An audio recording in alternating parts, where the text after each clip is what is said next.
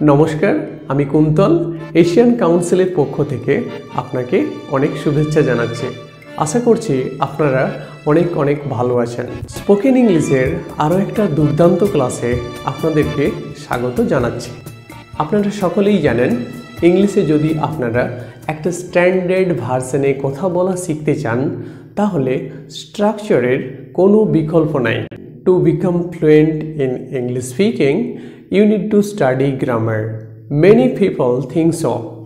It's not true in reality. If you wanna be fluent speaker, you need to learn a wide range of structure. So what I have said, if you wanna be impressive speaker, you need to learn how to use a wide variety of structures. And if you can incorporate a wide range of structures to your speaking order, definitely you are gonna be fluent speaker, definitely you are gonna be impressive speaker, right? তো আপনারা যত বেশি structure শিখে ফেলবেন, আপনার ইংলিশটাকে ততটাই বেশি সুন্দর বানিয়ে ফেলতে পারবেন।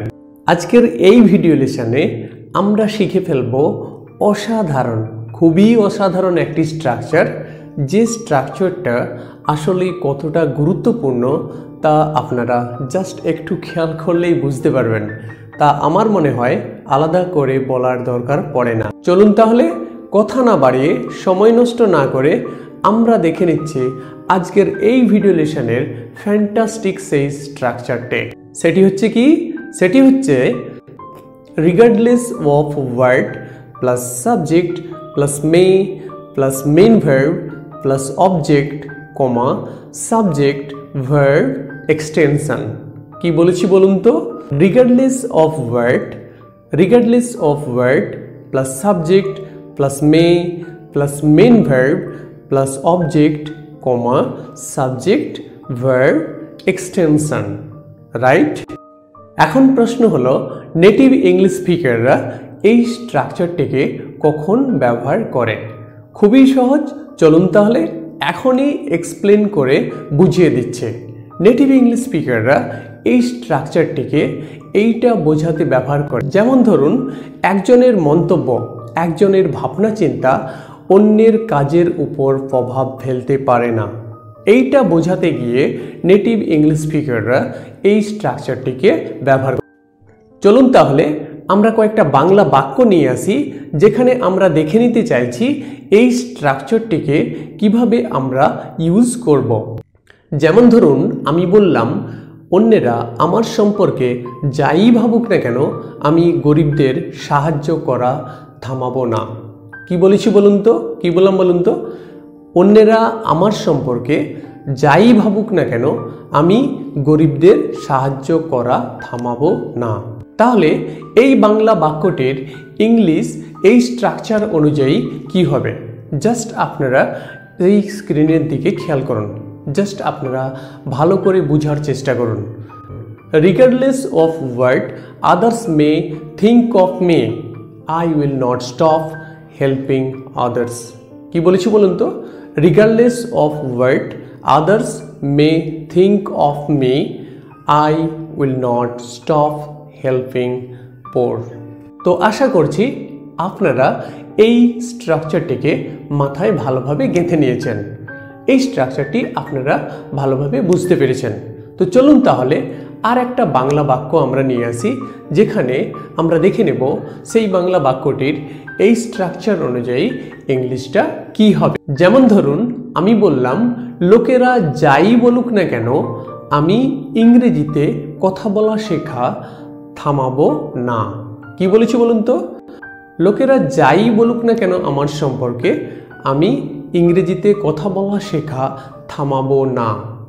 তো তাহলে এটার ইংলিশ কি হবে এই স্ট্রাকচার অনুযায়ী? Regardless of what others may say about me, I will not stop learning English speaking. কি বলেছি বলুন তো? Regardless of what others may say about me, I will not stop learning English speaking. Clear? তো আশা করছি আপনারা এই স্ট্রাকচারটিকে ভালোভাবে মাথায় গেঁথে নিয়েছেন। তো তাহলে আপনারা এই ফ্যান্টাস্টিক স্পোকেন স্ট্রাকচারটিকে আপনাদের নোটবুকে খুবই সুন্দর করে তুলে রাখুন এবং প্রতিদিন আপনারা এই স্ট্রাকচারটিকে আপনাদের ডেইলি স্পোকেন কনভারসেশনে ইউজ করুন। তো দেখুন, এই ধরনের স্ট্রাকচারগুলো আমি প্রতিনিয়ত আমার এই চ্যানেলে আপলোড করে যাচ্ছি। তো আপনারা জাস্ট একটু খেয়াল দিলেই বুঝে ফেলবেন যে আসলে এই স্ট্রাকচারগুলো কতটা অ্যাডভান্স লেভেলের, কতটা ইন্টেন্সিভ লেভেলের। আপনারা চাইলে হয়তোবা অন্য কোনো ইউটিউব চ্যানেলে, অন্য কোনো ফেসবুক পেজে আপনারা এই স্ট্রাকচারগুলোকে দেখতে পাবেন না, কারণ আমরা সচরাচর এই স্ট্রাকচারগুলো নিয়ে কথা বলি না। তো কিন্তু নেটিভ ইংলিশ স্পিকাররা এই ধরনের স্ট্রাকচারগুলো খুবই ব্যাপকভাবে তারা তাদের ডেইলি স্পোকেন কনভারসেশনে ব্যবহার করেন। তো আমি চাইছি এই ধরনের স্ট্রাকচারগুলোকে যদি আমাদের বাংলাতে ইনকর্পোরেট করা যায়, তাহলে যারা আমরা বাংলা থেকে ইংলিশটা শিখছি, তো আমাদের ইংলিশটা অনেকটা এনরিচ হবে। তো আপনি যদি এই চ্যানেলে এই স্ট্রাকচারগুলো দেখে একটু কোথাও স্পেশালিটি এবং বিশেষত্ব খুঁজে পান, তো তাহলে it's my cordial request to you, please stay connected with me, please do subscribe my channel and stay heart to heart connected with me. Thank you. Thanks for watching. Have a nice day.